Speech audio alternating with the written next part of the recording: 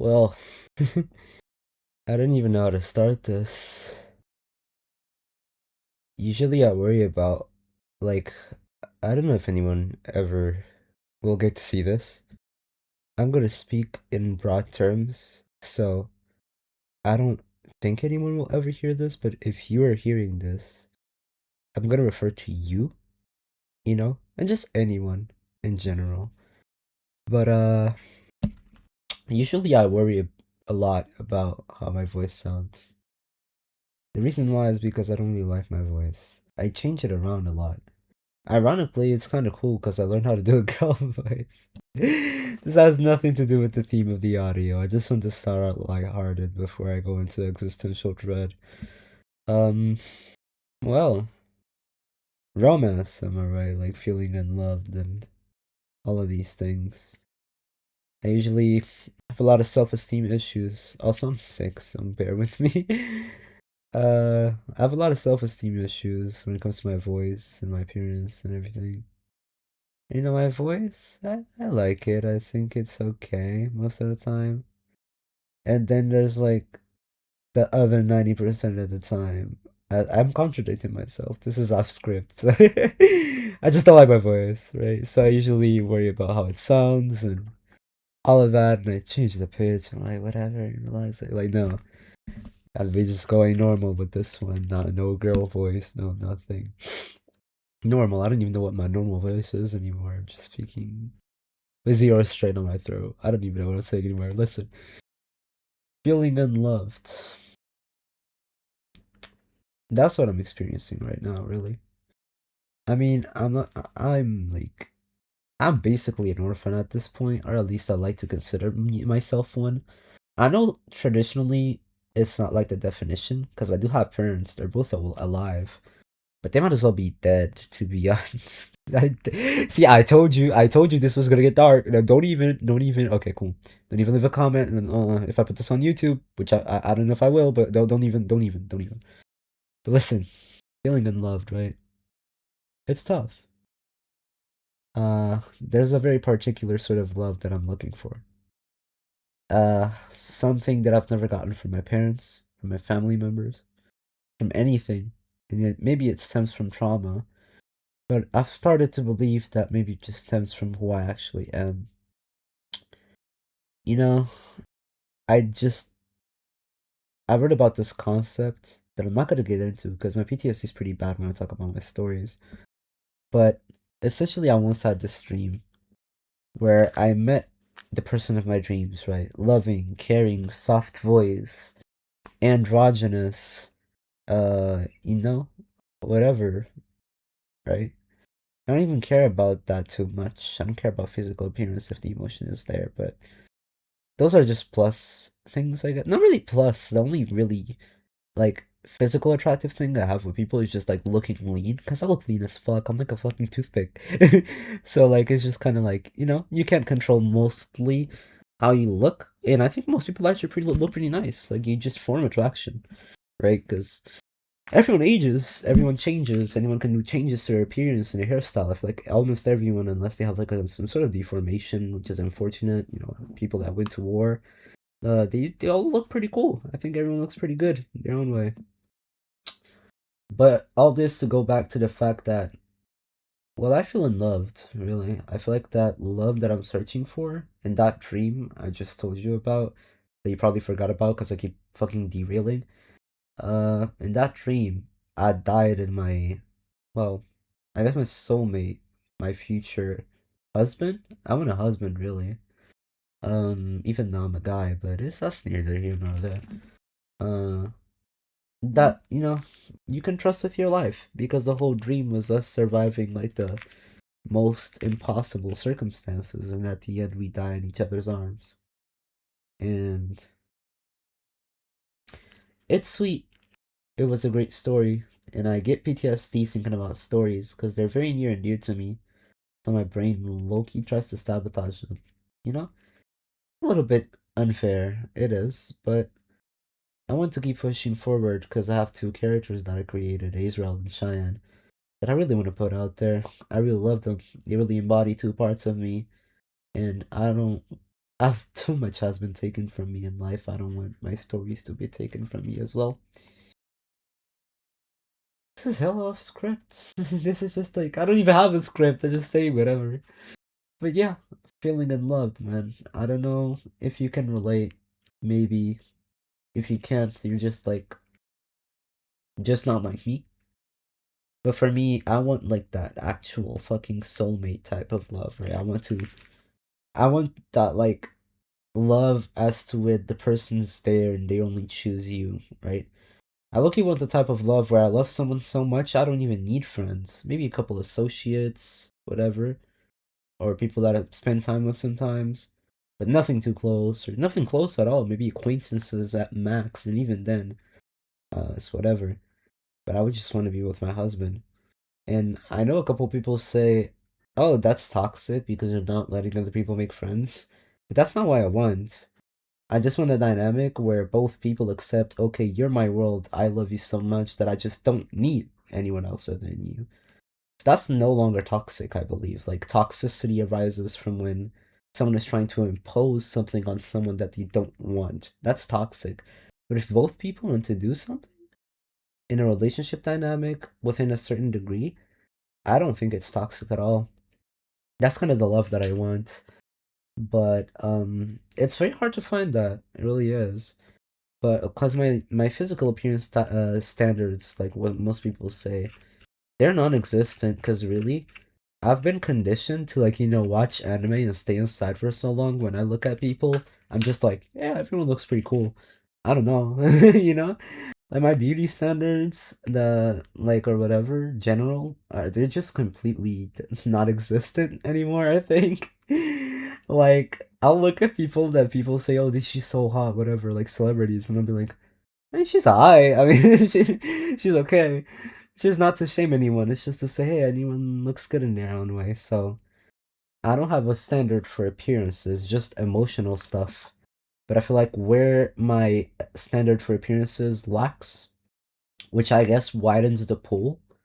I don't like lack of standards. It's just a choice, really. That's just condescending, I think. But where that I guess is not a thing, it's a thing in emotional quote unquote standards, right? Because I want someone who's gonna understand me, someone who knows how to deal with me when I break down because of PTSD, someone who is that way as well, maybe, and it is at the same stage as me, as to where we can be there for each other and heal together. We go to therapy, journaling. I want to go on a healing journey with someone that's like me. And lately, I've been thinking, does that healing journey really have to be with with a soulmate that does what I do, like, creative writing and all that type of stuff? Or can it just be with someone that's like emotionally attuned, right? And then I think to myself, because my last experience with a girl, I'm bi, right? And I've almost always been bisexual. Even when I wasn't, I was still like, oh, well, guys can be pretty cool. I mean, if I find a cool one, I might date them. People are like, whoa, whoa, whoa, whoa, whoa, because I grew up in Portugal. It's like a Christian country, right? So everyone's side eyes you. And they think I'm joking. I really wasn't. Pardon me. But yeah, I've been wondering, do I lower my standards when it comes to this type of stuff? When it comes to like the love that I want? No, why am I saying lower standards again? I'm way too sleepy for this shit. Do I like, you know, make it so I look for people that may not have the same creative stuff aspect as me, and then they are emotionally attuned in the exact way I want, you know? Or do I look for someone that does creative work, you know? Because those two tend to be linked, right? Even people that I've met that are don't not necessarily say it out loud, they turn out to be pretty creative people. And I've met a couple of nice people, I've met almost matches. Almost. I think one of them, or two, maybe. But it just didn't work because it was not there. Like, and my ex is not one of them. She's a fucking bitch. Well, just did a long distance for 1 month anyway, so good, good. Imagine if I did anything with her. Ooh, I was saved, bro. Well, trauma dumping galore. Talking about the ex now. Anyways, yeah, man. It's crazy. The world is crazy. Shit is changing. You know. I'm seeing myself get older. I'm 19 soon. Just the phrase saying I'm 19 is scary. You're no longer under the umbrella of being a minor. You have to figure out life by yourself. And it's scary. It's definitely a process. You feel it yourself when you're telling it to people online or in real life. Well, for me, really online, because I don't really go outside, bro. I don't like humans. Oh man, I like humans. They're nice, but it's like at the same time, I don't say I don't like them or anything, but it's just like them, like I'm an alien or something. I just don't like people in general sometimes because I'm like scared. I guess I just like I don't know. I don't know what it is. I like it's a love hate relationship. Not even love hate. It's just like it's just me. But yeah, the world is changing, man, and my best friend recently found someone. Uh we used to joke about it. She was like, "Oh, you're gonna find love first because you're actively looking for it, you know. Even if it's online, you're looking for them on platforms, you know, dating outlets or whatever." And like you're gonna find it first because you're actively looking. And well, she just found it. Amazing. I'm very happy for her, but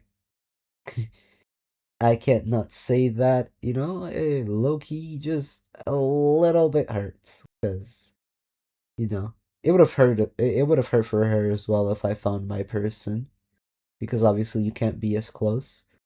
But well, I was the first one. That's always a risk with a best friend, right?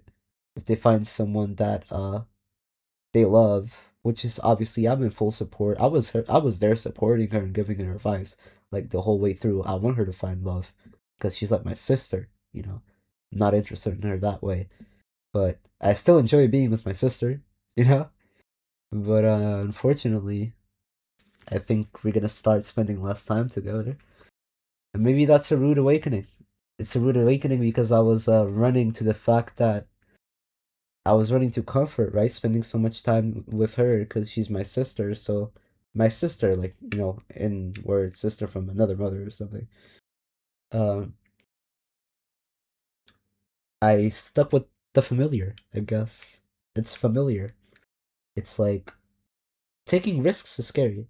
It is. It's draining. The more you look for someone that doesn't match your expectations, not expectations, just doesn't match with you. Not your fault, it's not their fault. They just don't match. And the more you look, and you don't find, it's like the more that you're like, holy shit, like I'm stressed out. I'm completely drained. I just need a safe space, right? But you can't stay in that safe space for too long. And I stayed in it for months. I stopped looking as actively. I stopped talking to people as much.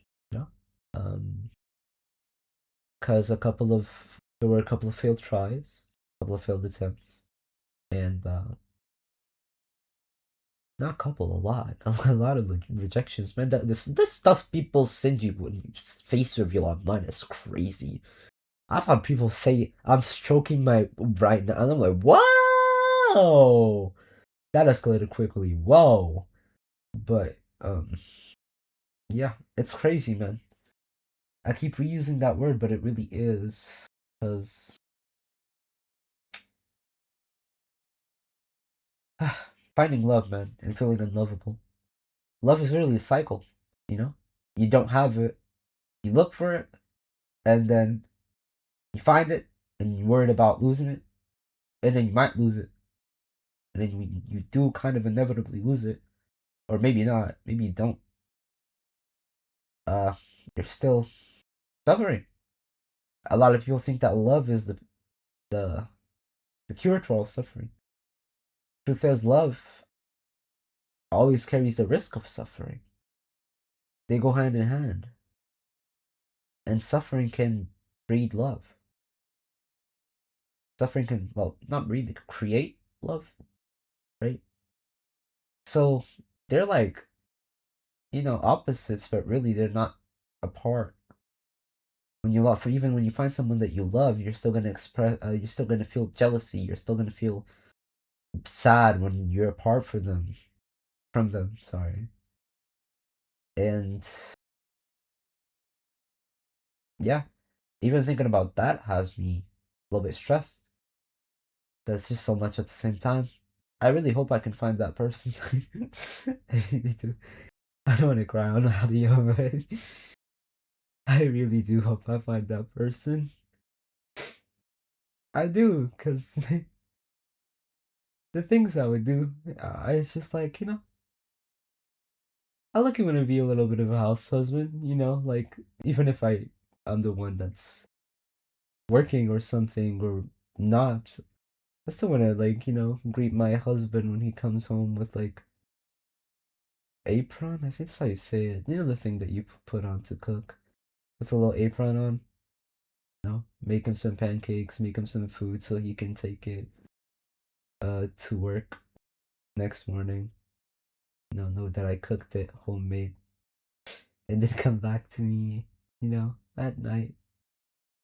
I waited for him the whole day, maybe just with his, I don't know, the same bed, just to feel comfortable, smell or anything. And from there, when they come home, they just hug you, and intimacy always comes with it. But intimacy is just a form of expressing the emotions that are already there.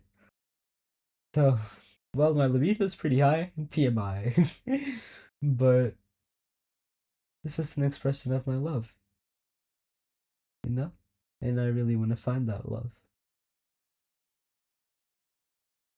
I really want to find it. Don't we all? Well, don't we all? Love is a weird thing, man. I'm telling you. Think if there's anything I want to add before I maybe upload this to YouTube. And it just gets totally lost in the void of thousands and thousands of millions of videos. But at least it's out there. My thoughts. Maybe someone can come back to this when I'm successful. If. When. I want to say when. I like to imagine my characters as people in my imagination. Nah. I just imagine my character, Israel. He's very loving. He's supposed to be kind of like my idealization of a husband, a little bit. And there's his wife that is Cheyenne, and she's supposed to be my idealization of my wife, a little bit. I never noticed this. I only noticed this later. But I like to imagine my characters as people guiding me. Some people have God, some people have whatever. I have my characters, and they're always the voice of reason. Not really the voice of reason, but they always advise me, I guess, in a sense. Because I just think to myself, okay, what would Israel and Cheyenne do in this situation? I just think to myself, just now I was gonna say, if I get successful, but it's thought in my head, well, Israel is literally telling me when, okay? When. So I like thinking about it that way. Great. It's a way to anchor yourself.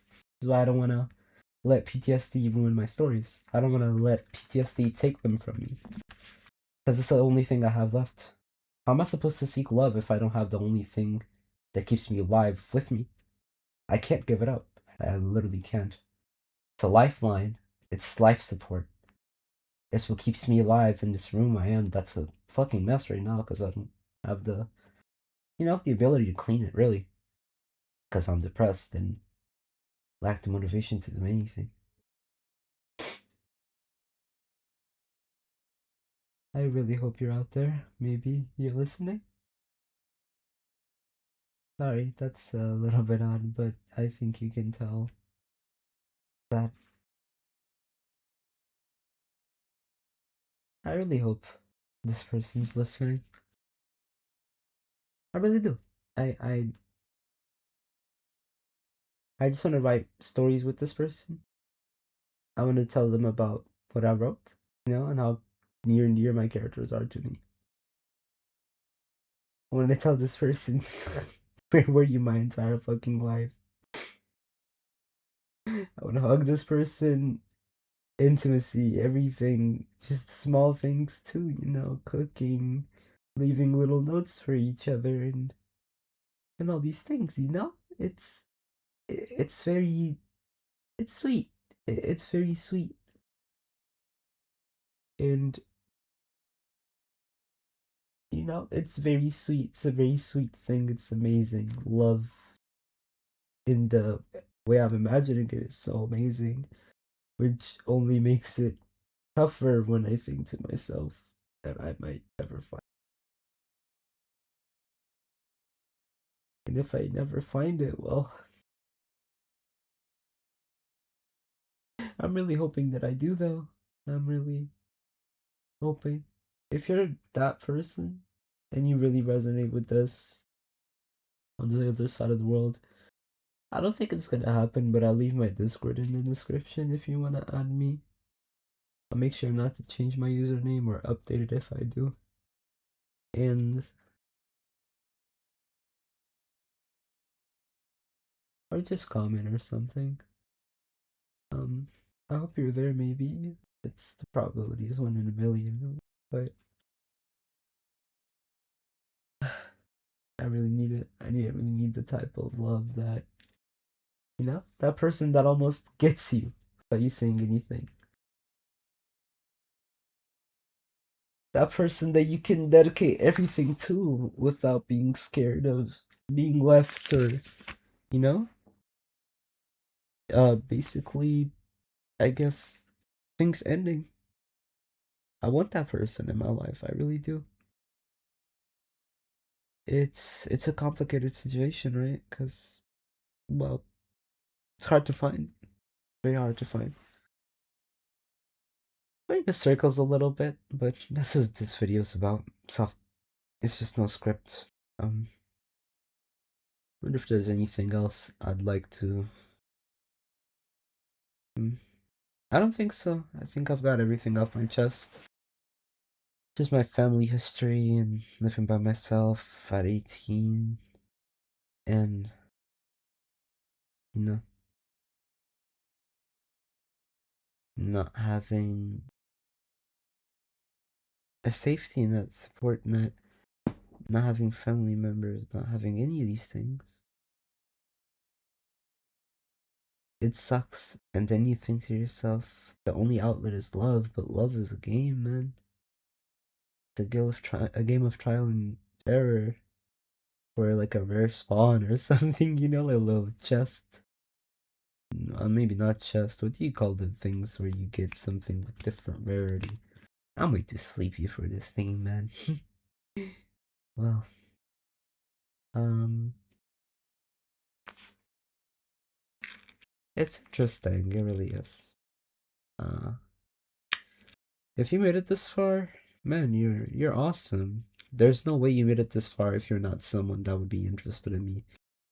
So if you made it this far, I'll take it you're that 1 in a billion person.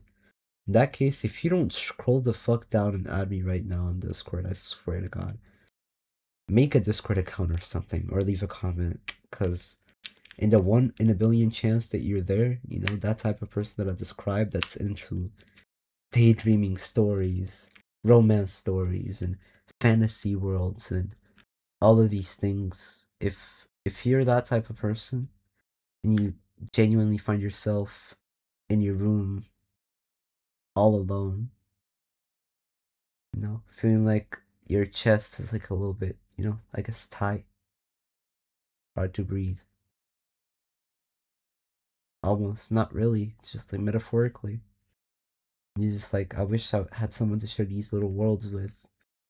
Just someone, you know, I'm submissive, I'm not gonna lie, for my partner only. Someone that, would be submissive to me, whatever, whatever. If you are there, and you believe in that, you think that, message me. Maybe we're meant to be. Well, I'm gonna sleep probably, or maybe not. I'm very tired, and I don't really want to sleep because of nightmares and stuff. But I also never leave videos, stories, or anything with a sad ending because I'm averse to it.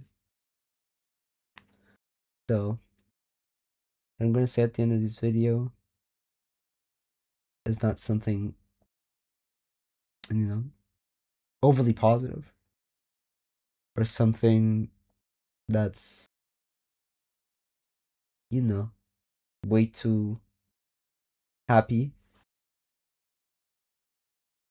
I'm just gonna say, or, you know, optimism, whatever. I'm just gonna say, I'm gonna keep trying.